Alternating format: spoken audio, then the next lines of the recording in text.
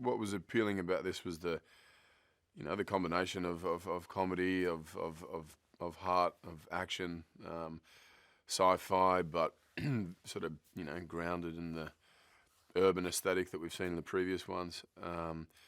The opportunity to the franchise that has such a big following and such a beloved series of films and characters to try and continue that on in some way and make it unique and fresh and try and find something different for that world. From the beginning, from the early conversations I had with producers and with Gary, there was an opportunity to take it out of New York and give it a more of a global feel, the MIB world, And so we're here in London, we're in Marrakesh, we're in Italy. So there's and we're in New York still. So there's it has a sort of much bigger scope than we've seen before.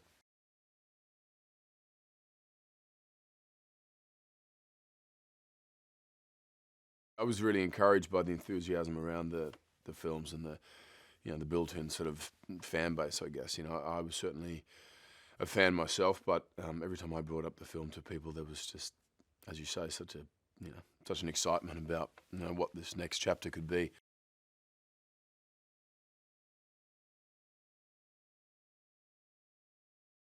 She definitely has her reservations about him. Initially she's excited to try and be on the mission, but very quickly kind of thinks, hang on, something doesn't add up here. This guy is not quite what he's all cracked it up to be, and she sees through the the facade or the sort of the bigger lie. She doesn't know why, but eventually she figures that out. But also, I think his approach to things definitely bothers her.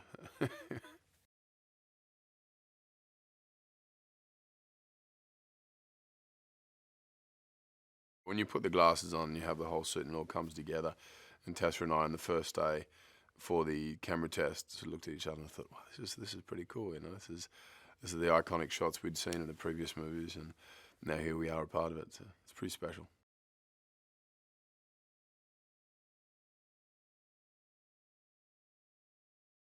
H has a classic E-type Jag, which is beautiful for all the obvious reasons, but quite unique in the sense that every part of that car was also a weapon.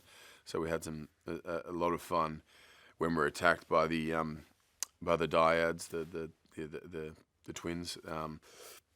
We pull out weapons from the hubcap and the exhaust pipe and the side view mirror and the door handles and the gas tank and so on. There's all different sort of weapons coming out, and so there's a smorgasbord of alien tech, MIB tech in that scene, which was pretty cool.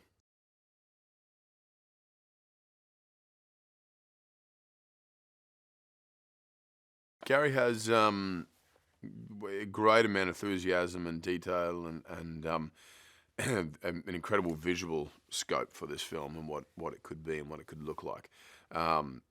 He has done such great, large, epic, entertaining films and also smaller, dramatic films. So it's great to have that combination. He can work within a big action sequence and then immediately sort of turn around and talk about a dramatic scene or a comedic scene. And so he embodies, kind of ticks all the boxes for me and has been great to work with and hugely collaborative as well. And has stayed true to allowing us to improvise a lot. Often that sort of directors say that and then you kind of do a little bit of it, and then once you're up against the clock, it becomes about just getting the shot and getting what's on the page. Whereas every setup, he's like, okay, this is your take. Now, let it go, try something different. And I think that's where we've found the funnest moments.